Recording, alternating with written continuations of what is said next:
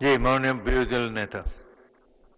Sir, আমার একটা নৈতিক দায়িত্ব পালনের সুযোগ দেওয়ার জন্য।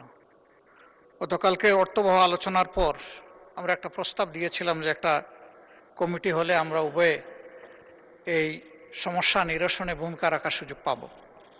আমি মাননীয় সংসদ নেতাকে ধন্যবাদ জানাই, তিনি এটাকে কগনিজেন্সে নিয়েছেন এবং একটা কনক্রিট প্রস্তাবও পেশ করেছেন।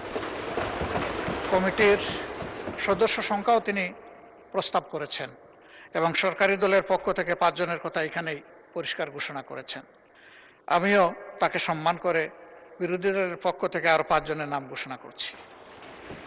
জনাব সাইফুল আলম খান, ঢাকা 12, নুরুল ইসলাম, চাঁপাইনবাবগঞ্জ 3, আব্দুল বাতেন, ঢাকা 16, মোহাম্মদ আবুল হাসনাত, কুমিল্লা 4, মুফতি মাওলানা আবুল হাসান, সিলেট 5।